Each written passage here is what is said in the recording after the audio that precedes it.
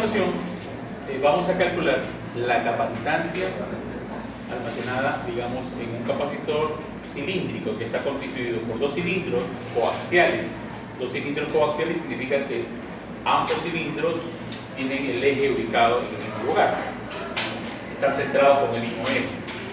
Entonces, en un cilindro que tiene una carga positiva Q repartida a lo largo del cilindro, suponiendo que tiene una longitud L, entonces la densidad de carga lineal sería su carga para la longitud, lambda, que sería la distribución lineal. Esa es para el cilindro de radio RA. El segundo cascarón cilíndrico es el de mayor radio RB, que tendría una carga negativa, ¿no es cierto?, distribuida a lo largo del cilindro. Entonces uno tiene una carga menos lambda, una densidad de carga positiva en el interior. Entonces, entre ellos suponemos que están separados, están aislados, que no hay contacto entre ellos y que en ellos tenemos aire, simplemente. Entonces, para calcular la capacitancia, recordemos el primer paso es conocer la expresión que me permita determinar el campo eléctrico en cualquier punto en la región entre los dos conductores cilíndricos. Entonces, si yo quiero valorar el campo eléctrico aquí, tendría que tomar una gaussiana también de la forma cilíndrica, ¿no? Esto que radio aquí es una superficie gaussiana de radio R, y aquí estaría todo lo largo de la superficie gaussiana, por lo que comprende eso. Entonces, esa superficie gaussiana nuevamente tiene aquí en una pared, que sería la superficie lateral cilíndrica, un campo y un elemento de área que son paralelos. Por lo tanto, el ángulo es 0 grados. Y ahí habría flujo eléctrico. En las otras dos caras, la izquierda y la derecha, el elemento de área estaría perpendicular al campo. Entonces, no habría flujo ni en la cara izquierda ni en la derecha. Entonces, cuando se escribe por ley de Gauss, la integral de E punto de A igual carga encerrada sobre epsilon, tendríamos ¿qué cosa? Que valorar cuánto es el flujo en esa superficie cilíndrica. Entonces, como he dicho, de las tres caras solamente hay flujo en la superficie cilíndrica, en las circulares no. Entonces solo tengo que valorar el campo eléctrico aquí, alrededor de esto que está un radio R que es constante, sale de la integral y me toca valorar la superficie abierta, que sería esa forma cilíndrica. Por otro lado, la carga encerrada, que es no menos lambda, sino lambda, la carga encerrada, ¿no? Aquí. La carga encerrada sería lambda por L, entonces reemplazo la carga encerrada, lambda por L, sobre la permitividad. Y el área sería de esta parte de la superficie cilíndrica, quedaría 2pi por R por L igual a lambda L epsilon. Entonces fíjense que el campo quedaría entonces igual a L. Se cancela L, quedaría en términos de lambda como lambda sobre 2pi epsilon sobre L. Y esa es la función del campo en términos de L, de 1 sobre L. El siguiente paso, ¿cuál era? Valorar la diferencia potencial. Entonces es como suponer que yo tengo de este lado, ¿no?, una carga, acá la carga negativa. Entonces aquí hay un campo eléctrico en esta región, hay un campo eléctrico. Entonces una carga de prueba cualquiera, Q sub 0, se ve sometida a una fuerza eléctrica. Entonces la diferencia potencial para movilizar esta carga del cascarón A cilíndrico hasta el punto B me permite a mí valorar la diferencia potencial A menos B. Esa diferencia potencial, ¿qué sería? Sería la integración de esa función de campo por el DL, que es de A hacia B. Eso es lo que tenemos que integrar. Entonces hagámoslo. Si decimos entonces que la diferencia potencial A menos B es igual a la integral de E, debo reemplazar lambda, saco la integral 2pi epsilon también, y solo dejo dentro de la integración la variable, ¿no?, que es E de R sobre L. Y los límites de integración A, ¿qué radio tendría? RA hasta el límite superior de RB. Esto me daría entonces la diferencia de potencial. Veamos, lambda 2 epsilon 0 y la integral de dr sobre r, que es logaritmo natural de r, evaluado entre r y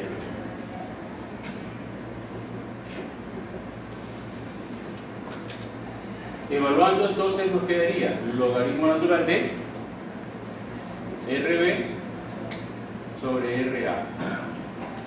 Entonces, lo que me está diciendo esto es que la diferencia potencial, o sea, el voltaje en ese capacitor, entre los conductores de este capacitor, aquí es igual a cómo está distribuida la carga, lambda, ¿no? Pero lambda, había dicho ya antes que lambda es Q sobre L. Entonces pongo la carga que tiene uno de estos conductores cilíndricos sobre L, 2 pi epsilon L. ¿Qué más? El logaritmo natural de RA. Ahora, valorando el logaritmo natural, esto tiene un valor mayor que 1 o menor que 1. Dado que RB es más grande que el radio A, ¿no es cierto? Entonces esto es mayor que 1. Por lo tanto, este voltaje está saliendo positivo. Si fuese al revés, si el radio B es menor que RA, entonces yo tendría un número menor que 1, logaritmo negativo, y tendría la diferencia potencial negativa. Bueno, tomando en cuenta esta expresión última, el tercer paso y último para calcular la capacitancia sería valorar. Bueno, despejando 2 por pi epsilon L para el lado izquierdo y dividiendo para el logaritmo natural de RB sobre RA, me queda en el lado derecho carga sobre voltaje. Y note entonces que en este tercer paso, recordar que la definición de la capacitancia indicaría que en este componente llamado capacitor cilíndrico se mide con la carga que tiene en uno de los cilindros para el voltaje entre los cilindros como la capacitancia almacenada, y esa capacitancia es justamente el valor que yo tengo aquí, 2 pi epsilon L logaritmo natural. Ahora, una aplicación que se le ve a este tipo de componente, ¿no? O sea, al que yo me refiero aquí de los capacitores cilíndricos, es la siguiente: que esto se puede ver como un cable coaxial que se utiliza, por ejemplo, para las instalaciones de transmisión de televisión por cable o cualquier información que vaya por esos cables. Entonces yo tengo los cables y dentro hay otro cable. Entonces en la parte blanca es el eléctrico que puede estar almacenado ahí recubriendo, o sea, aquí recubriendo a este cilindro con un material eléctrico, y entonces entre ellos se forma una capacitancia. Entonces cuando uno compra los cables, además de dar las especificaciones técnicas, entre ellas está señalada la capacitancia por unidad de longitud. Entonces para comprar, esta es una de las características técnicas que hay que dar. Es decir, cuántos microfaradios por metro posee ese cable.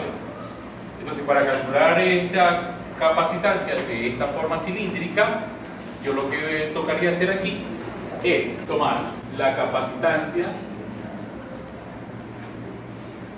por unidad de longitud, sería dividir C para L. Entonces, eso quedaría 2 pi epsilon 0 sobre el logaritmo natural. Bien.